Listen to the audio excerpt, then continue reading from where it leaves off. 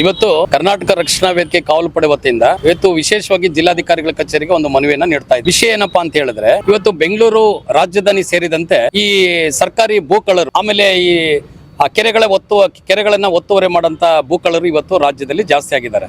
ಈ ನಿಟ್ಟಿನಲ್ಲಿ ಹೇಳ್ಬೇಕು ಅಂತಂದ್ರೆ, ಬಳ್ಳಾರಿ ಜಿಲ್ಲೆ ಸೊಂಡೂರು ತಾಲೂಕು ತೋರಣಗಲ್ ಹೋಬಳಿ ಸಂಬಂಧಪಟ್ಟಂಗೆ ಚಿಕ್ಕಂತಪುರ ಗ್ರಾಮ ಪಂಚಾಯತಿ ವ್ಯಾಪ್ತಿಗೆ ಒಂದು ಫ್ಯಾಕ್ಟರಿ ಇದೆ. ಸುಮಾರು ಒಂದು 25-30 ವರ್ಷ ಆಗಿರ್ಬೋದು ಅವ್ರ ಕಾರ್ಖಾನೆ ನಿರ್ಮಾಣ ಮಾಡಿ. ಅಲ್ಲಿ ನಮ್ಮ ಸರ್ಕಾರದ ಆದೇಶ ಇದ್ರು, ತಾಲೂಕು ತಹಶೀಲ್ದಾರ್ ಅವ್ರು ಹೋಗ್ಬಿಟ್ಟು ಅಲ್ಲಿ ನಾಮಫಲಕ ಹಾಕಿದ್ರು ಕೂಡ, ಅಂದ್ರೆ ಯಾರು ಈ ಸ್ಥಳದಲ್ಲಿ ಪ್ರವೇಶ ಮಾಡಬಾರ್ದು, ಅದು ಸರ್ಕಾರಿ ಭೂಮಿ. 1.28 ಹೆಕ್ಟೇರ್ 1.28 ಹೆಕ್ಟೇರ್ ಅದು ಸರ್ಕಾರಿ ಭೂಮಿನ ಒತ್ತುವರಿ ಮಾಡಿದ್ದಾರೆ. ಆದ್ರೆ ಇವತ್ತು ನಾವ್ ಏನ್ ಹೇಳ್ತಾ ಇದೀವಿ ಅಂತ ಹೇಳಿದ್ರೆ, ಇವತ್ತು 25 ವರ್ಷಗಳಿಂದ ಕಾರ್ಖಾನೆ ಮಾಲೀಕ 1.5 ಎಕರೆ ಭೂಮಿಯನ್ನ ಇವತ್ತು ಏನ್ ಮಾಡಿದ್ದಾರೆ, ಭೂ ಒತ್ತುವರಿ ಮಾಡಿದ್ದಾರೆ. ಅಲ್ಲಿ ತಹಶೀಲ್ದಾರ್ ಅವರು ನಾಮಫಲಕ ಹಾಕಿದ್ದಾರೆ, ಅತಿಕ್ರಮಣ, ಯಾರು ಹೊರಗಡೆ ಪ್ರವೇಶ ಮಾಡಬಾರ್ದು ಅಂತ. ಹಾಗಿದ್ರು ಕೂಡ ನಾವು ಜಿಲ್ಲಾಡಳಿತ ಇವತ್ತು ಬಳ್ಳಾರಿಯಲ್ಲಿ ಇರ್ತಕ್ಕಂಥ ಹಲವಾರು ಭೂಮಿಗಳನ್ನ ಇವತ್ತು ವಶಪಡಿಸ್ಕೊಂಡಿದ್ದಾರೆ ನಮ್ಮ ಜಿಲ್ಲಾಧಿಕಾರಿಗಳು.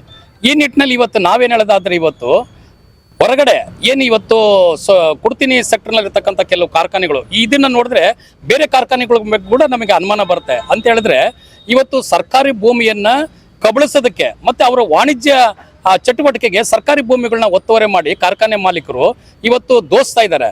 ಇದ್ರ ಬಗ್ಗೆ ನಾವು ಇವತ್ತು ನಮ್ಮ ಜಿಲ್ಲಾಧಿಕಾರಿಗಳ ಗಮನಕ್ಕೆ ತಗೊಂಡ್ಬಂದಿದ್ದೀವಿ.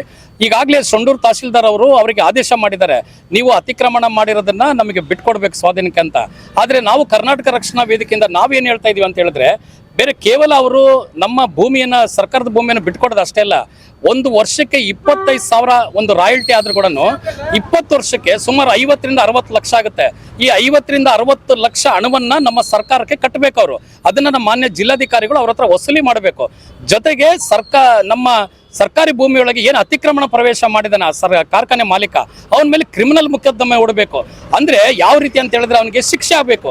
ಯಾವುದೇ ಒಬ್ಬ ಮಾಲೀಕ ಸರ್ಕಾರಿ ಭೂಮಿ ಒಳಗಡೆ ಕಾಲಿಡಬೇಕಾದ್ರೆ ಅವನಿಗೆ ಭಯ ಇರಬೇಕು. ಅದನ್ನ ಕಬ್ಜಾ ಮಾಡ್ತಾನಂದ್ರೆ ಅವನಿಗೆ ಸಂಪೂರ್ಣವಾದಂಥ ಒಂದು ಶಿಕ್ಷೆ ಆದ್ರೆ, ಇನ್ಮೇಲೆ ಯಾವುದೇ ಒಬ್ಬ ಮಾಮೂಲಿ ಯಾವುದೇ ಕಾರ್ಖಾನೆ ಇರ್ಬೋದು, ಇನ್ನೊಬ್ಬ ರಿಯಲ್ ಎಸ್ಟೇಟ್ ಮಾಡೋರು ಇರ್ಬೋದು, ಈ ಕೆರೆಗಳನ್ನ ಭೂ ಕಬಳಿಕೆ ಮಾಡುವಂತ ಯಾರೇ ಕಳ್ಳರಿರ್ಬೋದು, ಅವರಿಗೊಂದು ಭಯ ಇರಬೇಕು. ಇದು ಸರ್ಕಾರಿ ಭೂಮಿ, ನಾವು ಮುಟ್ಟಬಾರ್ದು, ಅದರೊಳಗೆ ನಾವು ಪ್ರವೇಶ ಮಾಡಬಾರ್ದು ಅನ್ನೋ ಒಂದು ಭಯ ಬರಬೇಕು ಅಂತೇಳಿ ಕರ್ನಾಟಕ ರಕ್ಷಣಾ ವೇದಿಕೆ ಕಾವಲು ಪಡೆ ವತಿಯಿಂದ ಅವ್ರ ಇಬ್ಬರು ಮಾಲೀಕತ್ವ ಯಾರಿದ್ದಾರೆ ಅವ್ರ ಮೇಲೆ ಕ್ರಿಮಿನಲ್ ಕೇಸ್ ಆಗ್ಬೇಕು ಅಂತೇಳಿ ನಾನು ಒತ್ತಾಯ ಮಾಡ್ತಾ ಇದ್ದೀನಿ. ನನ್ನ ಹೆಸರು ನರಸಿಂಹರಾಜ್ SN ಅಂತೇಳಿ, ಕರ್ನಾಟಕ ರಕ್ಷಣಾ ವೇದಿಕೆ ಕಾವಲು ಪಡೆಯ ಬಳ್ಳಾರಿ ಜಿಲ್ಲಾಧ್ಯಕ್ಷರು ನಾವು. ಈ ಸೊಂಡೂರು ಭಾಗದಲ್ಲಿ ಸುಮಾರು ಕಾರ್ಖಾನೆಗಳು ಇದಾವೆ. ಚಿಕ್ಕಂತಾಪುರ, ಅಂತಾಪುರ, ಸುಲ್ತಾನಾಪುರ ಭಾಗದಾಗ.